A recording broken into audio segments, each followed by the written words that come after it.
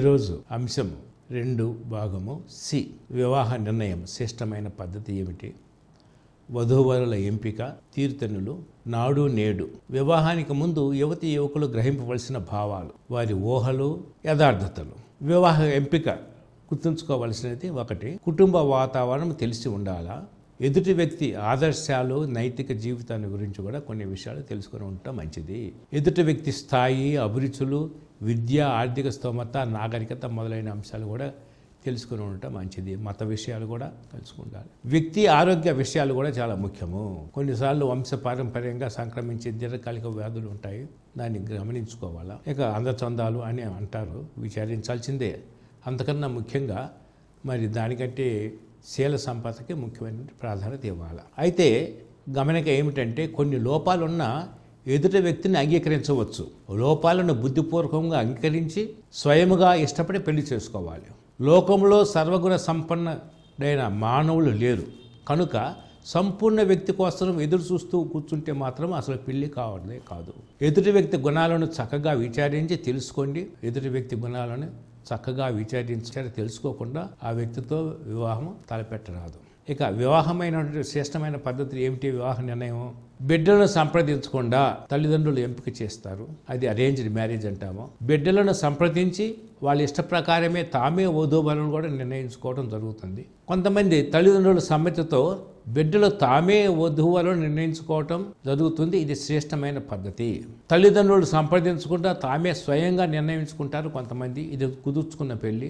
ఏరి కోరి ఎదిరించి, కొన్నిసార్లు బెదిరించి కూడా చేసుకుంటారు పెళ్లి. దీన్ని లవ్ మ్యారేజ్ అంటాము. ఇది వధూవరుల ఎంపిక, తీర్థనులు, నాడు నేడు. పూర్వము పెద్దలు యువతి యువకులకు సంబంధం చూస్తున్నప్పుడు మంచి చెడులను గూర్చి ఎన్నో విధాలుగా వివిధ కోణాల్లో పరిశీలిస్తుంటారు. సాధారణంగా కులము, గోత్రము, జాతి, మతము, ఒడ్డు, పొడుగు, రంగు, రూపులు, చదువు, సంపాదన, కుటుంబము, పిల్లలు, వృత్తి, ప్రవృత్తి, ఆస్తి, అంతస్తు మొదలైన వాటికి ప్రాధాన్యత ఇస్తూ ఉండేవాళ్ళు.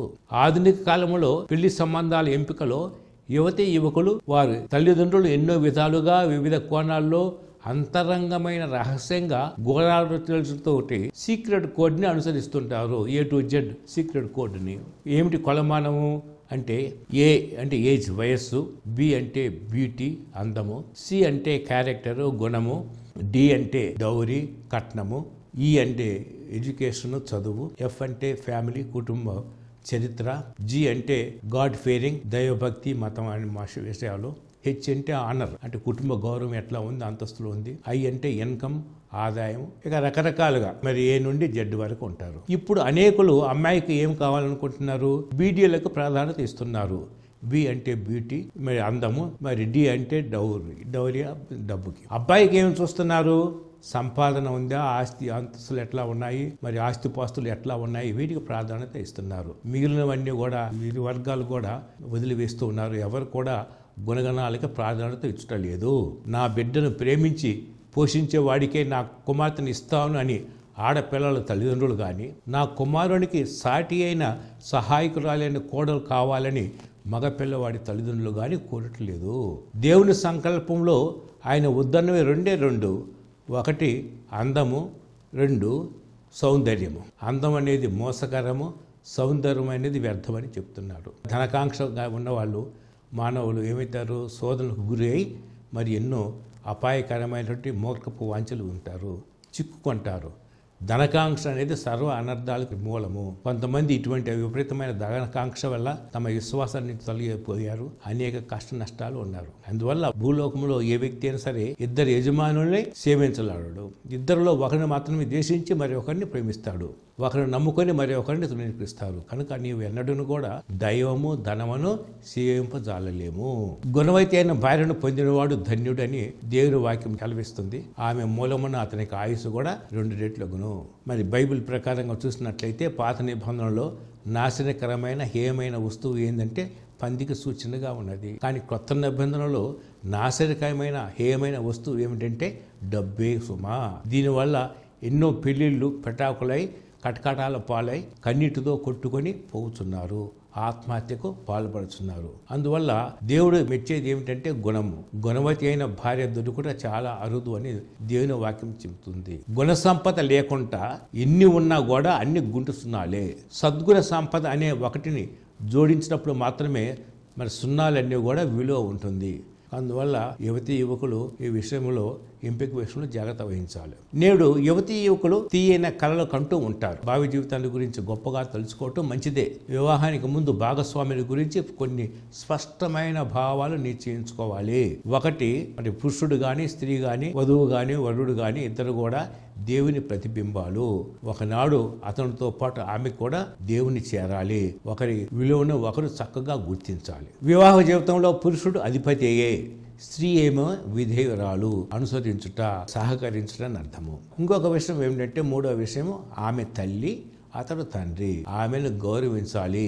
యువకునికి భార్య దొరికినప్పుడు అన్ని మేలులు కలిగినట్లే తల్లిదండ్రులు కాబోతున్నాము అనే భావన నిబ్బరాన్ని, మనోధైర్యాన్ని ఇస్తుంది. మరి కొన్ని విపరీతమైన భావాలు ఉన్నాయి. విపరీతమైన భావాలు మంచిది కాదు, అభిప్రాయాలు ఉండకూడదు. ఒకటి, యువతల గురించి యువకుల యొక్క దృష్టి ఏమిటి?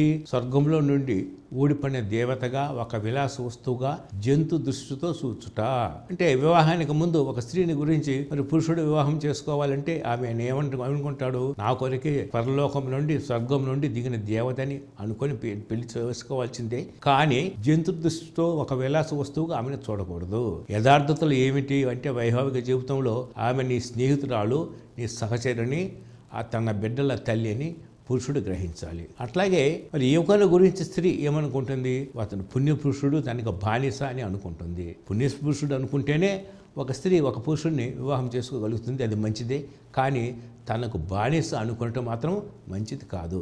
యథార్థత ఏమిటంటే, ఆమె మరి అనుకువతో నడుచుకోవాలా, అతడు అధిపతిని గ్రహించాలా. విపరీత భావాలు, అభిప్రాయ గల వాళ్ళు వైవాహిక జీవితంలో అపజయాన్ని పొందుతారు, నిరాశ నిస్పృహకు గురవుతారు. అతడు ముందు వెళ్తూ ఉంటే ఆమె అతని వెంట వెళ్ళాలా, వాళ్ళిద్దరి వెంట బిడ్డలు సాగిపోతారు. ఇది మానవుల మహాయాత్ర.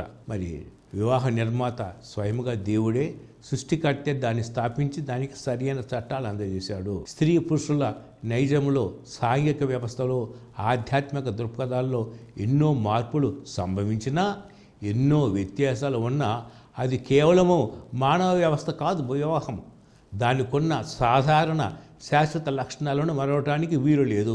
ఈ వ్యవస్థకు ఉన్న గౌరవము అంతటా ఒకటిగా స్పష్టంగా కాకపోయినప్పటికీ అన్ని సంస్కృతులలో వైవాహిక బంధానికి గొప్పతనం ఉన్నది. మరి వివాహం అనేది చాలా గొప్పమైన విషయమని అందరూ కూడా, అన్ని కులాల వాళ్ళు కానీ, అన్ని సంస్థలు కూడా, అన్ని మతాల వాళ్ళు కూడా దానికి ప్రత్యేకమైనటువంటి గొప్పతనం ఆస్వాదిస్తున్నారు. గుర్తుంచుకోవాలి, ఒకటి, వివాహానికి ముందు ఎదుటి వ్యక్తి మంచి గుణాలు, గొప్ప గుణాలు మాత్రమే కనిపిస్తాయి. వివాహం తర్వాత మాత్రము దుర్గుణాలు, అల్ప గుణాలు బహిర్గతం అవుతాయి. వివాహం తర్వాత నిజస్వరూపం బయటపడుతుంది. యువతులకు అన్యాయం జరుగుతుంది. మగవాళ్ళు దుర్గుణాలను సవరించుకోరు, కప్పు పెట్టుకోరు కూడా, ఎందుకంటే వారికి అవసరం లేదు. వ్యక్తి శారీరక సౌందర్యానికి, బాహ్య సౌందర్యానికి భ్రమసిపోయి అదే ప్రేమని భ్రాంతిలో పెళ్ళాడితే కొన్ని రోజుల్లోనే అసంతృప్తికి కలుగుతుంది. ప్రేమించి పెళ్లి చేసుకొని సంతృప్తిగా జీవించే వాళ్ళు లేకపోలేదు, కానీ పెళ్లి చేసుకొని మాత్రము ప్రేమించి మాత్రము మరిచిపోగలగకూడదు. వివాహానికి ముందే ఈ విషయాలను తెలుసుకోవడం మంచిది. ప్రతి ఒక్కరూ జీవితాంతము సుఖశాంతములను ఆశించి పెళ్లి చేసుకుంటారు. ఉద్రేక పూరిత ప్రేమ నుండి ప్రయత్నవక్క పూరిత నిబంధనగా, నిరంతర ప్రేమగా, దైవిక ప్రేమగా మారాలా. కుటుంబ నేపథ్యాన్ని మనం విస్మరించలేము, ప్రభావం తప్పగా ఉంటుంది. అందువల్ల కుటుంబ నేపథ్య ప్రభావాన్ని మనం మరవలేము. నిర్వహించగలిగిన దాంపత్య పాత్రలు కూడా గ్రహించాలా. కుటుంబ సభ్యులలో సత్సంబంధాలు విస్మరించడానికి వీలు లేదు. తగాదాలు, ఘర్షణలు, సమస్యలు సామరస్యంగా మరి పరిష్కరించుకోవటంలో ఓర్పు, నేర్పు, ప్రేమలు కావాలి. లైంగిక అవసరాలు గుర్తెరిగి తీర్చుకోవాలి.